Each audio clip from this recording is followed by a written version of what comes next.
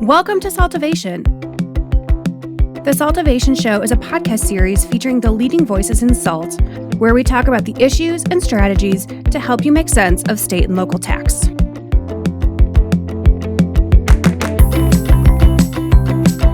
Hello, everyone, and welcome to another episode of the SALTovation podcast. We're going to shift gears a bit and go a little lighter in tone on this episode. Our previous discussions have identified areas within the state and local tax profession that often get overlooked and placed on the proverbial back burner. We have discussed how we have to deliver the bad news to businesses about risks and exposures with a dark Eeyore-esque cloud following us. However, today we are going to showcase a woman who has been described as being incredibly positive in her state tax journey, Ms. Janette Lohman. Janette is a practicing attorney for more than 30 years and is an industry leader at the Institute for Professionals in Taxation and the IPT's liaison to the American Bar Association's tax section. She believes people have the best intentions and will learn more about what that means for businesses and tax professionals. We're excited to welcome Janette. Janette, thank you for being with us today. Well, thank you so much. It's a real pleasure. And as always, we have Miss Judy Vorndran of SALTovation. Hello, everybody. So we're going to dive right in. And Janette, you have a very varied background that includes law and accounting, government, industry. Can you walk us through how you initially got into state and local tax and what opportunities for what opened up for you as a result of kind of progressing through your career? How long is this webcast? However long you want. That's right. Well, it all started back in 1979 when I was an intern with Touche Ross and Company, which is now part of Deloitte. And I was also a law student. And because I was literally the low man on the totem pole, I got to do what nobody else wanted to do, and that was usually state and local tax. So every state and local tax assignment that came into the office ended up on my desk. Now, I must say that my career could have taken a turn at that point because I also got all of the ERISA stuff. But from that standpoint, I could duck ERISA but not SALT. So what ended up happening was I ended up, through a few other iterations, coming back to well, as I said, I was a shameless job hopper, and the jobs just sort of found me, and I followed my bliss. And my husband was the one who labeled me the shameless job hopper. But what happened was in 1979, of course, that was right before the 81, the 82, and the 86 Federal Tax Acts. And what ended up happening was state and local tax went from being sort of the least favored child, the stepchild of tax, into being the main event for most companies, particularly the multinational companies, because the total state and local tax liability was now exceeding the federal. So when that happened, I shamelessly job hopped again and became McDonnell Douglas Corporation's very first full-time state and local tax lawyer. Once again, it was because nobody else wanted to do it. And I think that state and local tax is probably the best kept secret in all of the law, let alone tax, because it's different, it's varied, it's wild. And at the same time, because I was the only full-time state and local tax lawyer, probably at the time, at least in St. Louis, I started teaching state and local tax at the LLM program at Washington University because nobody else knew what it was all about. So I was teaching it and simultaneously practicing it. And then after another bout at my good old buddy, which is now Deloitte, but which was still Touche Ross, I got this strange call at McDonnell Douglas. No, I'm sorry. I forgot a step. I started with Deloitte. I went to Emerson Electric. I went back to Deloitte, or what is Touche Ross, and then I was at McDonnell Douglas. And while there, I was the director of tax planning and assistant general counsel. In fact, I had been promoted out of my state and local tax job back into federal and international, and I was supervising state and local, which was a disappointment because I had so much fun in state and local. Then I got that strange phone call that we all fear on behalf of the new governor, Mel Carnahan, new governor of Missouri, saying, "Hey, Janette, you want to become the director of revenue." And I thought, there really is such a person? I thought that director of revenue was just sort of a political person or a figure of speech. But nonetheless, I took the call. I took the job, and once again had to reinvent myself in a whole new different position. I went from being the head of tax, if you will. I was director of tax planning, so I was essentially the head of state and local, if you will, for the largest taxpayer in Missouri, and then I jumped over to become the evil tax collector. And I still have the longevity record, continuous service record as director of revenue. I lasted almost 5 years. But that's another can of worms. But what ended up happening is after I became the director of revenue, that sealed my fate. The only thing I really had, the only marketable skill I really had was in state and local tax. But something else, everybody, the accounting firms all wanted to hire me when I was ready to leave. But having done 6 years and 8 years time in public accounting, I didn't think that was an option. And McDonnell Douglas wanted to put me on civic leave when I took the position because they wanted me back. But by the time I was ready to leave, McDonnell Douglas was no longer McDonnell Douglas. It had been acquired by Boeing. And my former job, if I had stayed in that position, I probably would have been riffed. So here I am, director of revenue, and nobody wants to hire me. So when I started interviewing with law firms, everybody wanted to talk to me because it was kind of novel. Hey, they felt the same way I did about directors of revenue. You mean there really are people like that? Right. But I had this big conflict of interest, like with everybody in the state. And so I could only, I always used to like to say that there are 5 ways to leave a position of director of revenue, and only one of them is pleasant. So I could only talk to folks who approached me. But when they would call me in, I thought, oh my goodness, I have totally trashed my career. Unless I want to be career state, at which point my career would hinge on whoever became the next governor. So I put myself in peril without really knowing it. And law firms would call me in and interview me, but they would say, "Where's your book of business?" And don't forget about the conflicts. Okay, so you have no book of business, nothing but conflicts. And let's see, you've been either an administrator or a bureaucrat for the last 13 years. What do we do with you? You're too old to be an associate. You're too young to be of counsel, but we can't possibly make you partner because you can't support yourself. So they would take me and put me through rigorous interview processes and then say, nah, we'll pass. There was only one firm that was interested in even giving me a chance. And that firm, when I walked in the door, much to my horror, they really didn't have a state and local tax practice. They wanted me to form one. And they basically said, here's your office, here's your telephone, here's your computer, have fun to it. And I was terrified. And the next 2 years were probably the hardest 2 years of my life because I didn't know what I was doing.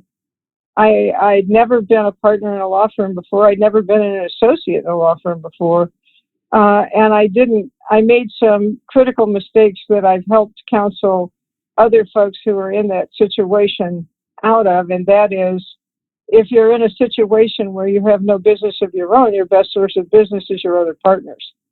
Unfortunately, I wasn't smart enough to figure that out until later on. but I did figure it out. And so that's where the cookie list came in. You ask everybody, I don't know why the cookie list has turned into such a novelty, but what happened was after my first year as a partner in a law firm, I barely covered my draw in terms of the revenue I generated. But that was actually probably the heartbreak was that I was conflicted out of enough business to have made my career because of the conflicts of being director of revenue. It wasn't that I couldn't attract business, it was that I couldn't take it. So at the end of the first year, there were 6 people who really did something to try and help my career. They either became my clients and trusted me with their business, or they got me speaking engagements. I had plenty of time to write great speeches because I certainly didn't have a lot of clients at the time. It was just one of those things that people would go out of their way to ask me to join a board or something. I still had that glamour of being a former director, which in my mind was worth about 25 cents. But everybody else was impressed, and I guess that's the only thing that mattered. So with these 6 people, at Christmas time, I sent everybody chocolate. And the next year was a little bit better. I managed to cover my draw and my overhead share. But there were 20 people on the list. In other words, once you're on the list, you have to die to get off of the list because you're somebody who helped me when nobody else was looking and nobody else cared, right? So nonetheless, the Pilgrim's Progress, it took me 3 years to finally figure out what I was doing wrong. And what I was doing wrong is that I was so worried about my own plight that I wasn't focusing on the plight of my clients. And after a while, and actually I hired help because I knew how to network. I don't know many people in our crowd who can't work a cocktail party, but that's not really learning how to sell business. And the only trick to selling business is that it's what can you do for them? And who are your clients and what are their needs, not your needs. Your needs are totally irrelevant. And if you can figure out whether you can give value to the client, all the better. If you can't, then I think you're ethically obligated to find somebody who can. Because it's all about what they need, not about what you need. And once I figured that out, I had no more problems in that regard. None whatsoever. Well, now conflicts, obviously, but no more issues with regard to that. But anyway, the cookie list kept growing because, as I said, once you're on it, you're never taken off of it unless you die. And unfortunately, and in some instances, I still send the widower or the widow the cookies because they become popular over the years. Really? Well, no, over the years, in about 2009, I saw these adorable little handmade turkeys. Yes. And they were on pops, and they were on popsicles. And I laughed so hard when I saw the turkeys. I thought they were the cutest thing I'd ever seen.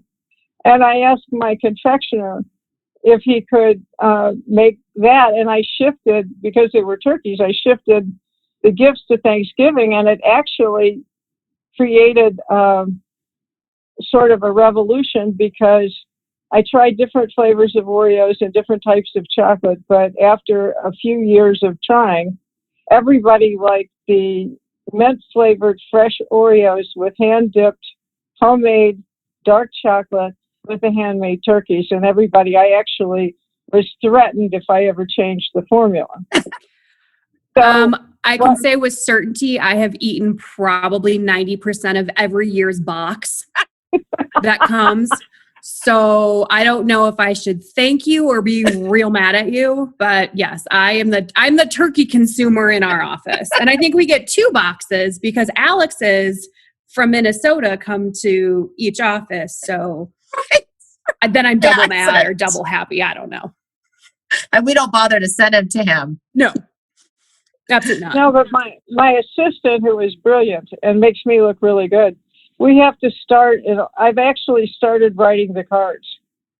Really? because there's so many people on the list now, and I write all the cards by hand because it's actually my favorite part of the holidays.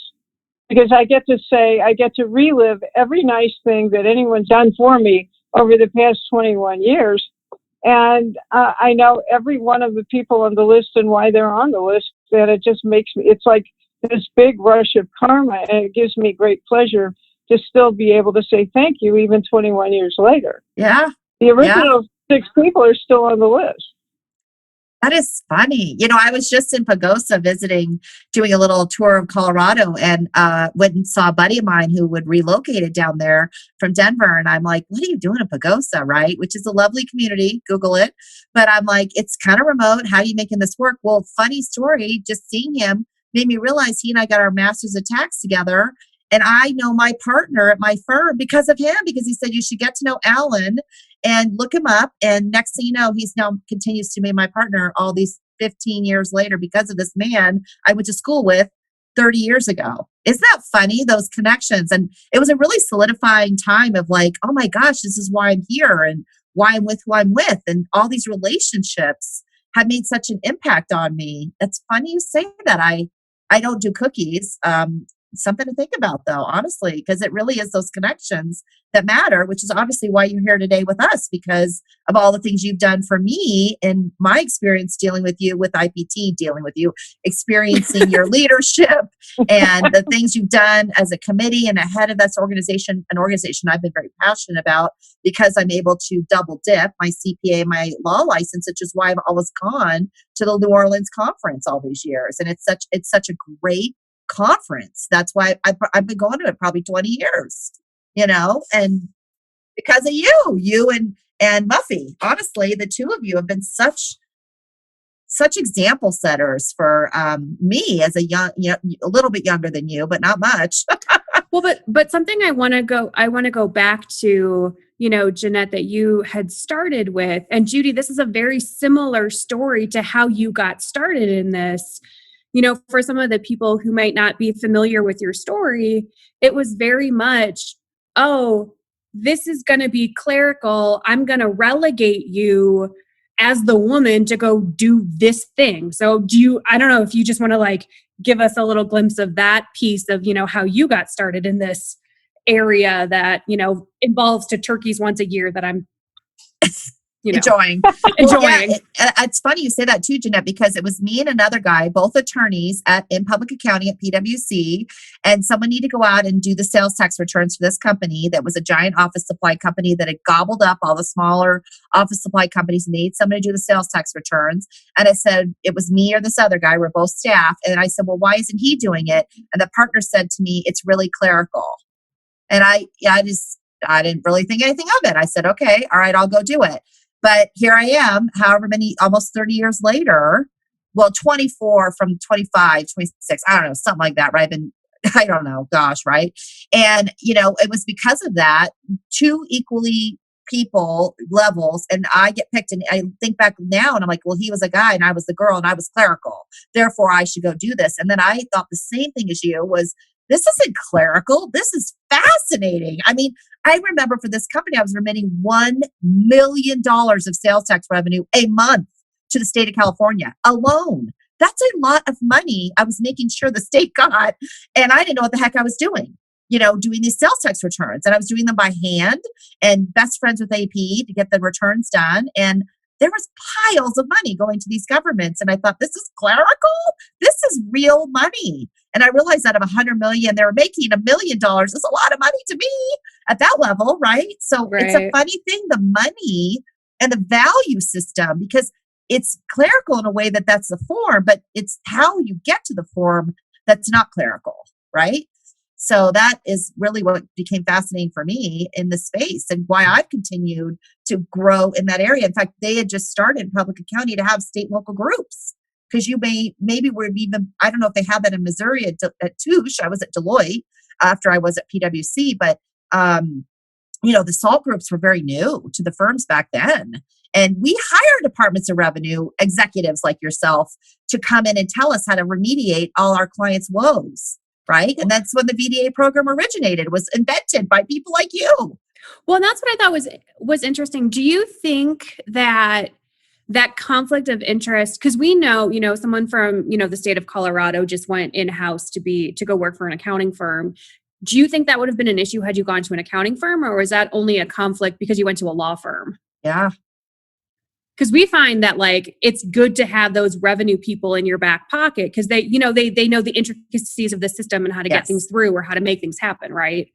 So we would find incredible value in that, but it appears as if you didn't have that same, level of welcome open armsness. Well, I think that in the industry,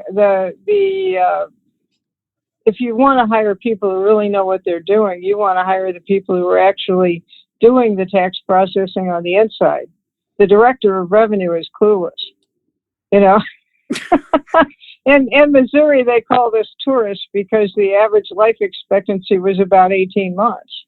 Oh, and really? So, yeah, but here, this is worth the price of listening to the podcast, if there is one.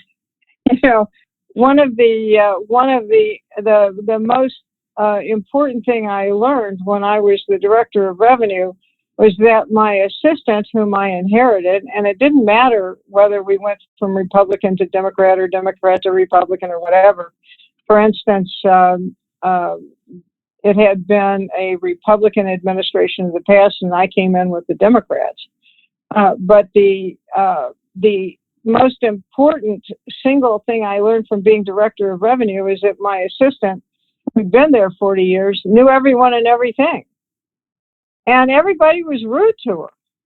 Everybody was rude to her. They'd call and they wanted to just plow past her and get to the director of revenue. Well, she was the only really person who could help them, and they were basically killing themselves. And besides that, the other important thing is, first of all, if you want to find somebody at the department, you want to call the director's line, but you want to basically tell your story to whoever answers the phone, because chances are that's the most important and influential person in the entire Department of Revenue. And another thing you want to consider, people always want to hire me because they think I can jump straight to the top, which is the last thing you want to do. If it's in your own best interest, because I guarantee you that you need to go up the system level by level without offending anyone along the way. Because if you want to get something resolved successfully, you have to work through the system.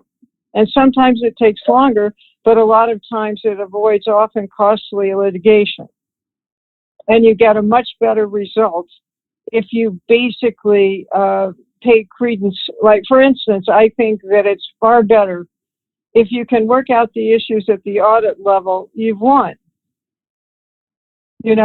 And nobody likes litigation.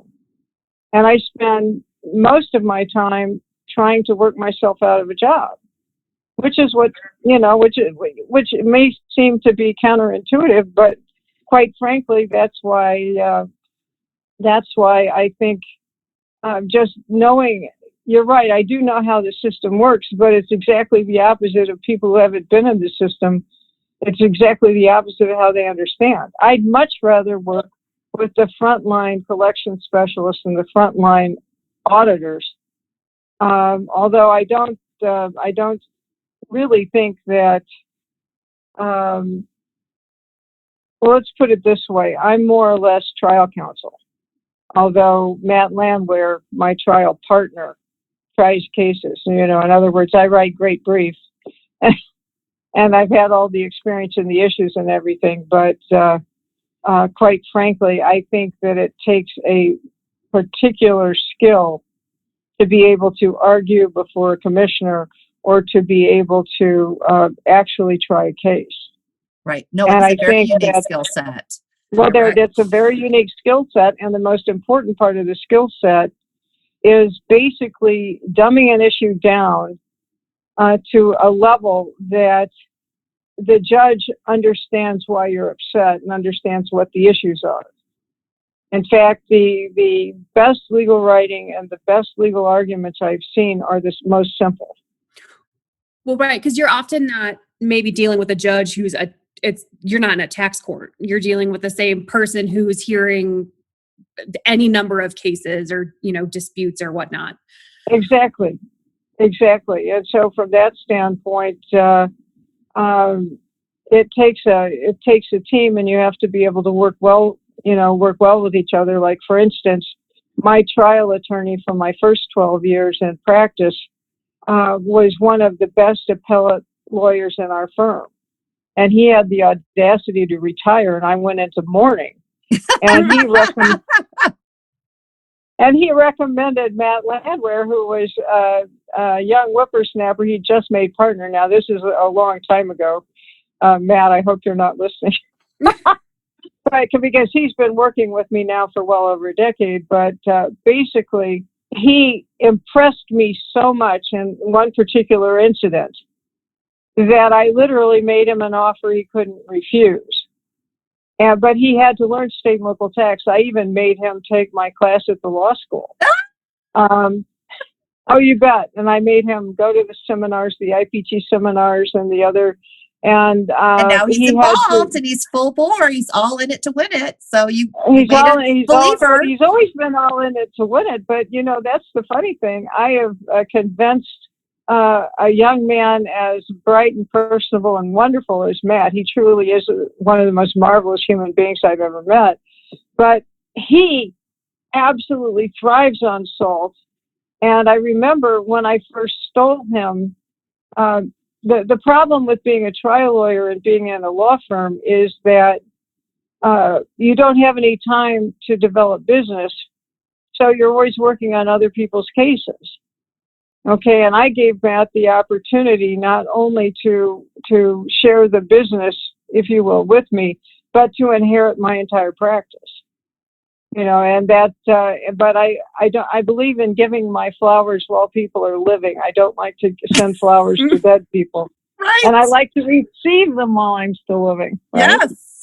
We'll note that. So from that standpoint, but one of the things that's so exciting to me about SALT is I literally love my clients. I work for my clients.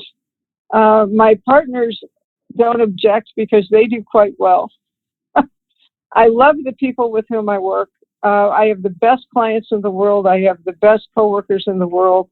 We're bringing up a wonderful crop of young associates who are just absolutely excited to be part of it.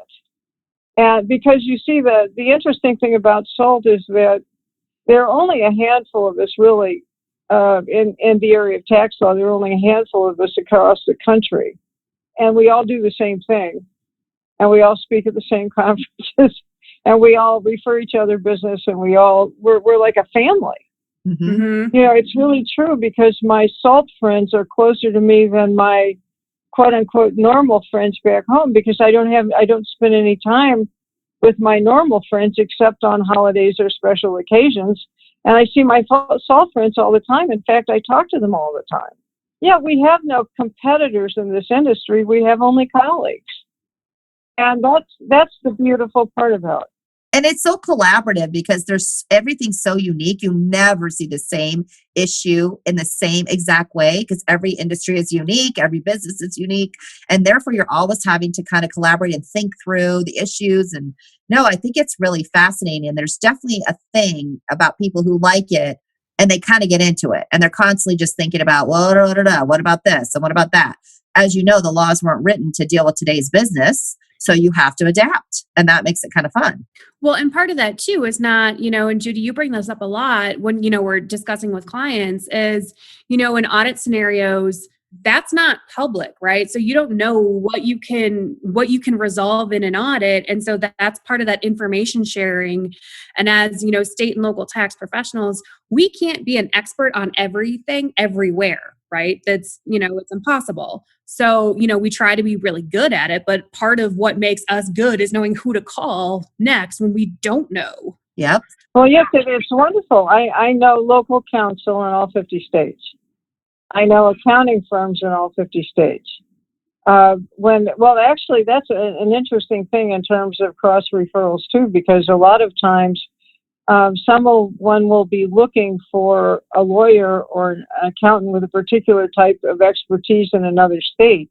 It won't have anything at all to do with state and local tax, but I'll still call my contacts because I have national contacts. Right. For them to see if somebody in their firm is eligible to handle it. I mean, and we loan each other conference rooms for depositions. We do all kinds of things for each other, and we do it without thinking, and we do it without expectation of quid pro quo. And it's sort of like having the biggest and best family that one could imagine. I just love it. I couldn't do anything else. Well, and it's funny you say that, Janette, because I think about why I've been involved in IPT, and I did that at the Big Four, where we had a compendium of people because the national, state, and local practice had become fairly large over my career. But honestly, when I left and I went to a regional firm, I didn't have that anymore, and I relied on IPT. And then I see the ABAs also, which I'm also a part of, has a SALT team, which is growing. But the IPT was there's just no question. If I had a question, I called somebody at IPT. I look it up and I look at their state and I call them up. Now, here's another exciting thing. One of the reasons why I absolutely love the IPT and think it's just a hugely premier organization is, number one, they freely accept as members those of us in consulting or accounting or in law. Yes. In other words, we're not treated as secondhand citizens. As they invite us when they want us to speak or something, but they don't really want us to do it, and we respect that, and we don't solicit, and we don't do awful things during, or at least people don't last very long if they try that kind of stuff. But right. The one thing that they have, though, that no one else has really come up with is the CMI certification. And that is becoming more and more popular. In fact, I'm about ready to, fortunately during COVID, I've been so busy, I haven't had time to do a lot of un-COVID related stuff. But quite frankly, the CMI is becoming the credential in SALT. Huh. And the good part about it is that, well, for instance, if anybody can be a lawyer, but nobody knows what type of lawyer they are. Anybody can be a CPA, but who knows what they practice? I don't even know if if 5% of the CPA exam even involve tax. But quite frankly, if you're a CMI, that lets people know that you have specialized in at least one area of SALT. And for the first time ever, a potential client, a very large company, called me up, and the first question the person asked was a big sales tax issue, was, "Are you a CMI?" That's and awesome. Fortunately, I was able to tell them yes. And in sales tax, I was the only candidate in their beauty pageant who was a CMI and an attorney, and I got the case. But it wasn't because I was a CMI, and that spoke volumes to me. And I think that the real key is that in the future, I believe, because right now the IPT has a great deal going on. Here's another reason why you should listen to the podcast. Because if you're an attorney with, I believe, over 10 years of experience, or a CPA with over 10 years of experience, there is an opportunity for you to waive both the schools and sit for the income tax CMI without having to go through the schools. Yeah, and that's because we're trying to encourage more people, more income tax CMIs to take it. But, once again, you still have to meet all the educational requirements. You have to have, they do it on a point system, and that point system is readily available. But they'll let you, it's a one-time offer only, and it expires at the end of the year. And even though I have a CCIP and credits and incentives, and I also have the sales tax CMI, I am sorely tempted to also sit for the the income tax CMI just because they're going to let me waive the schools. Well, yeah, that's why I haven't done it. I mean, I'm dually licensed like you, and I'm like, that's just one more thing to focus on. Not that I devalue it, but honestly, it's the schools. They're more rudimentary at this point in my career, 25, 6 years into it. I struggle with spending a week or several weeks, as you know, to get the background that's very redundant of what I've already known. And I've done some of it, but I just haven't. I've actually encouraged some of my people to do it who could use it, but it's one of those things where it's time, money, but I didn't realize that. And I didn't even know they were doing that for the income. Are they doing that for sales tax too? No, just for income. But I think that because of COVID, you have to remember that as I am now past president of IPT, but the second half of my presidency, I spent canceling conferences.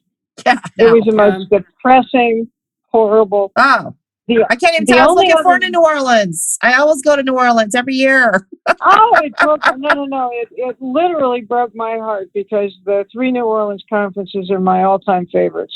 Yep. And as you know, you're showing the Muses shoe, and I'm wearing my Muses hat. That's right, my Muses shoe. That's right. That's right. But I've actually when I've been giving presentations at conferences, I've actually had folks from New Orleans come up to me and say, "Would you make me a shoe?" No, you have to win the IPT.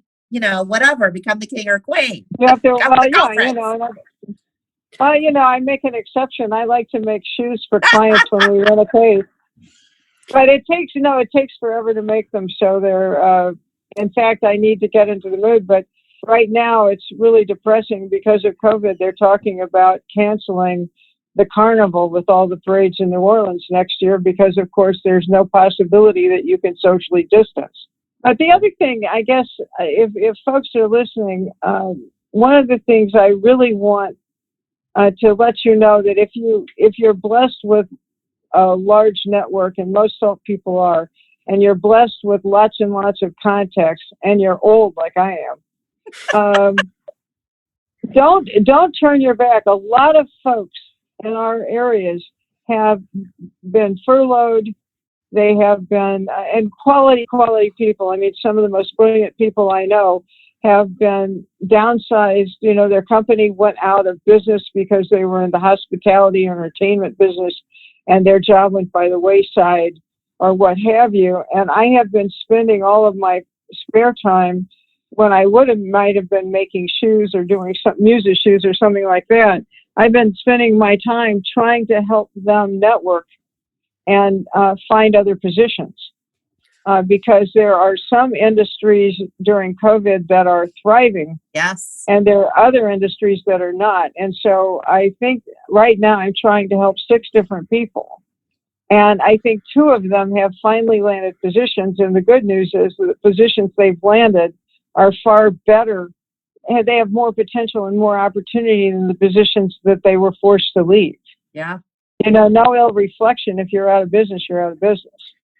But right. One of the things that you can do if you're in a position, if you have what good is a network if you don't use it?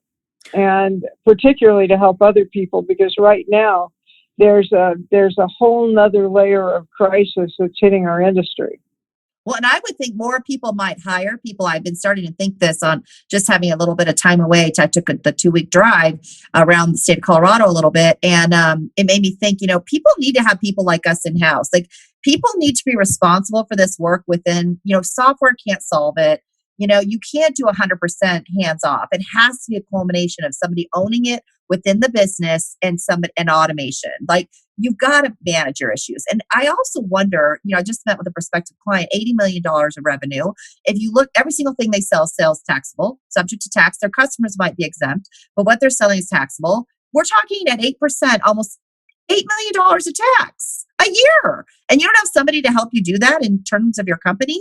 Why don't we have that, right? Why do we think that it's such a clerical, unimportant thing when it's such a giant amount of money we're collecting on behalf of all these governments, and we don't do it well because our accounting teams don't understand it. Our finance CFOs might understand conceptually, but they're not the nuts and bolts. You need the nuts and bolts, people. I think we're going to see a trajectory towards more of that specialization in terms of company knowledge, that I would like to see that being focused upon instead of people throwing their hands up and saying, I don't understand it. I don't want to understand it. It's too confusing for me. Because I don't really believe that to be true, but it is built on knowledge and experience of growing with it. But I wonder if we're going to see more of that, that business, because now with Wayfair, you've got collection everywhere, which is a byproduct of sales tax. Then you've got the income tax. Then you got whatever. It's just going to grow. There's so many other layers too, though, that I've seen a rash of plaintiffs' lawyers looking carefully at new companies that are starting to collect and remit taxes. And if they're over collecting the taxes, which there seems to be a tendency for them to do, then these plaintiffs' lawyers are bringing class action suits against them because it's like they're over collecting a liability, and they're alleging that they're defrauding the consumers. And the problem comes with states like, unfortunately, Missouri, that has 12,000 different tax rates. Right. But not that we try to make things easy for anyone, but nonetheless, well, after all, I am the Lohman and aim the Lohman. So. Well, we can just add that to the list of just like whatever 2020 is. Like, who knows? There's just, Well, no, but the interesting thing is that I never dreamed that I would be spending a lot of time with speaking to the various states' collection agencies and trying to negotiate pay plans for the businesses who were just shut down by virtue of COVID. And what's even more interesting is that some of the states are still imposing penalties and interest when the whole reason why the businesses were shut down was because of governmental mandates. Right. So what is and they want to get back on their feet. They've received some federal assistance. They're trying to pay their bills and they're trying to be, compliant prospectively. Why on earth should states want to penalize these folks? Right. I agree with you. But there are just all kinds of weird things going on as sort of like, I think, all right, my mother was from the South and she had a million funny sayings. But one of my favorite ones was about how my mama used to say when a disaster would happen or there was a crisis. Well, she said, now, Janette Lohman, in the entire United States of America, there is no lemon that cannot be turned into a pitcher of lemonade. And so, that's one of the things that I try to keep finding, the good things that can come from COVID rather than focusing on the fact that it's there. And I think this gives everybody an opportunity to help everybody else. And that's perfect. I think there's been a lot of time and opportunity for self-reflection on how we just in the various communities that we consider ourselves a part of can participate, right? And so, going back to and kind of trying to wrap this up is, as a community of state and local tax professionals, what do you think we can do to carry that momentum forward to just make us better and kind of round out just that, 2020 is just a dumpster fire in some capacities, but like, let's tighten it up. Let's come together as a community. What do you think we can do to just, carry that forward with us? Well, I always like this story about the starfish on the beach, that there was this person walking along the beach and there were all of just thousands and thousands of beach starfish. And there was one little guy throwing them back into the ocean just as fast as he could. And the person walking down the beach stopped him and asked him, "What are you doing? You're never going to save all these starfish." And he said, "Yes, but I can save this starfish." And I think that from a state and local tax standpoint, if you start thinking about not what you can't do, but what you can do, then it just explodes. Like, for instance, we're also facing a lot of just very unfortunate political strife, and we're trying to work our way through all of that too. And I think that there are lots of ways to help. Like, for instance, if you believe in the protests and you can't join them, then you can support them in other ways. Mm-hmm. If you know that there are people who are starving, you can donate money to the food banks. You can basically take care of the people you know. Like, for instance, during COVID, even though I'm not a covered employer, I have a lot of people who support me. You know, I have housekeepers and gardeners and yoga instructors and all kinds of people that I keep that are basically on my own personal payroll. And I didn't cut anybody off the payroll just because we couldn't meet for yoga, or they couldn't come clean my house, or, you know, they couldn't come work in my yard. You know, those are the types of things that, and yes, I do pay taxes on. Of course you do. Yeah, you know, I mean, it's just one of those things that you have to, you really have to do what you can do. And in fact, one of the smartest women I ever had the pleasure to know, when I first became the director of revenue, and I was just overwhelmed because once again, I was reinventing myself. And now I was in charge of 2,000 people who had offices in 10 different states. And I was supposed to collect, $14 billion worth of revenue. And I was overwhelmed. And I remember I was really frustrated, and I went out to lunch with the director of corrections, we were both first females in our roles. And I said, I don't know how to do this. You know, this doesn't make any sense. You know, I don't understand the politics. I don't understand this, that, or the other. And the employees are starving. You know, they're paying them so poorly that some of them qualify for assistance on top of full-time jobs. I said, this is embarrassing. I don't know what to do. And she said, well, don't sit there and whine about what you can't do. She said, if you can't give them a raise, then give them a coat of paint. And I said, well, what do you mean by that? And she said, well, she was the director of corrections. And she said, if I can't give them a raise, I'll do what I can do. What can I do to make their working conditions better, to make their livelihoods better?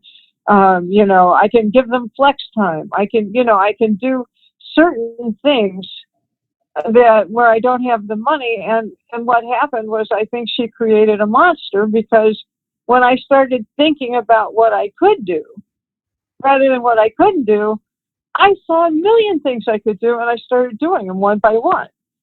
Each lemon had its own little separate pitcher of lemonade, but all of a sudden it became fun.